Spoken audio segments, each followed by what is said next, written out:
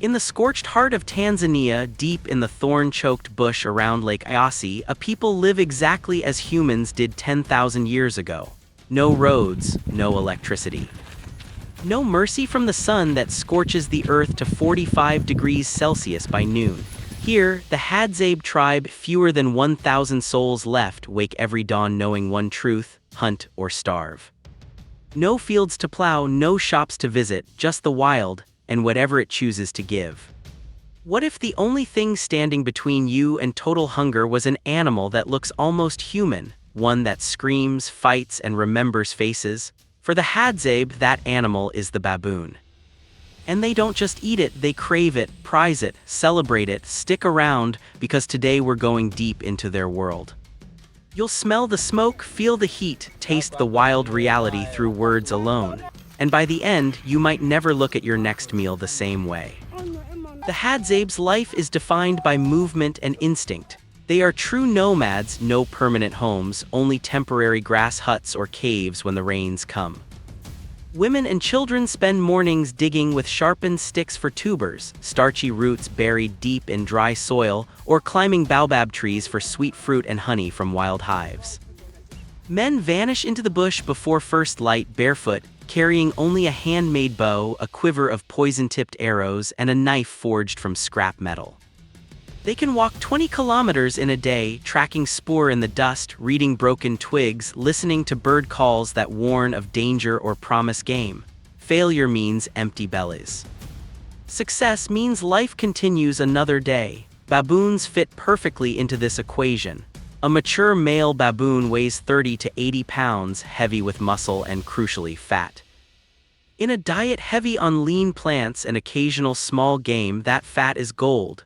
It provides dense calories, sustains energy during long hunts, and keeps the body warm when nights turn cold. Baboon is not everyday food, it's a delicacy, a reward, a symbol of skill. Young hunters must prove themselves by taking one before certain rites. The whole troop shares the kill, reinforcing bonds that keep the group alive. Hunting baboon is no simple task. These primates are intelligent, live in large troops of 20 to 50, post sentinels, and communicate danger with sharp barks that echo for miles. They climb high into acacia trees at night to sleep, safe from ground predators like leopards. So the Hadzabe time their hunts for the new moon, pitch-black nights when the animals feel secure and sleep deeply. A small group of hunters, usually 3 to 5 men, moves silently through the dark.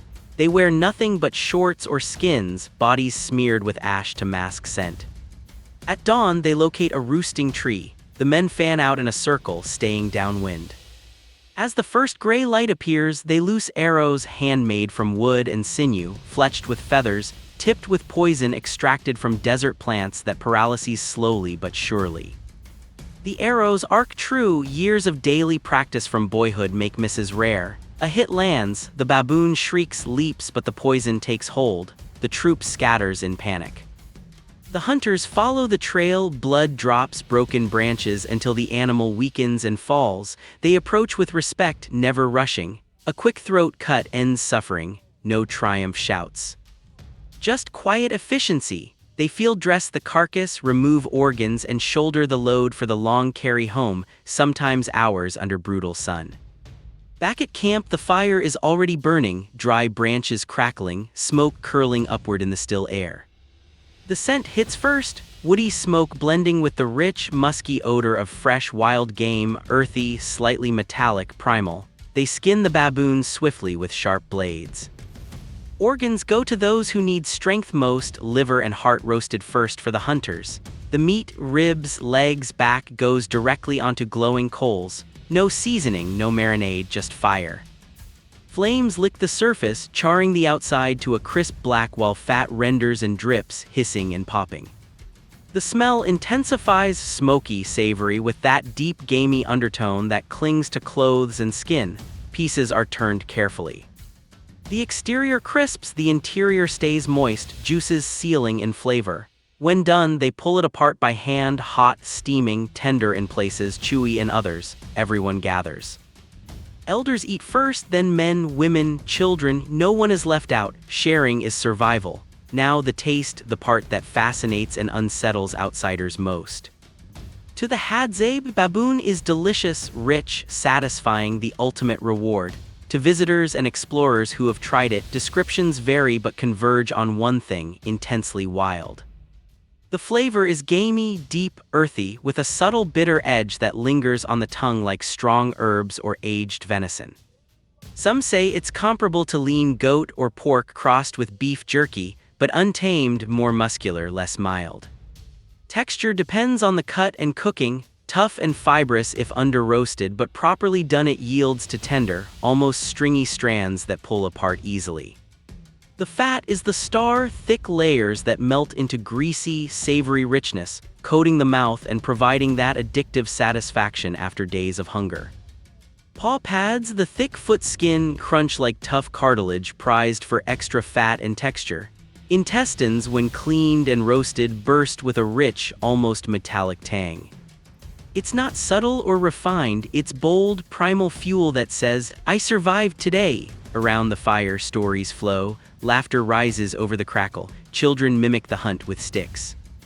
Elders pass wisdom, patience in tracking, respect for the animal's spirit, the importance of sharing. This is more than a meal. It's continuity, a thread connecting them to ancestors who hunted the same way for millennia. In our world of abundance, we rarely feel true hunger. We forget the edge where every calorie counts, where food is earned through skill and risk. The Hadzabe never forget.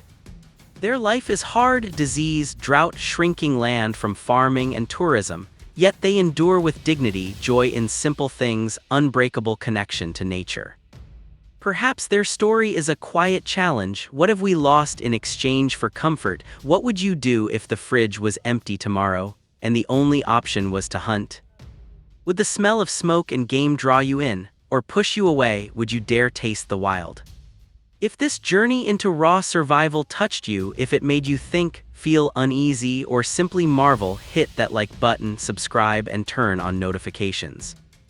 More stories from the last edges of human endurance are coming. Thank you for watching, and remember, in the bush, hunger never sleeps.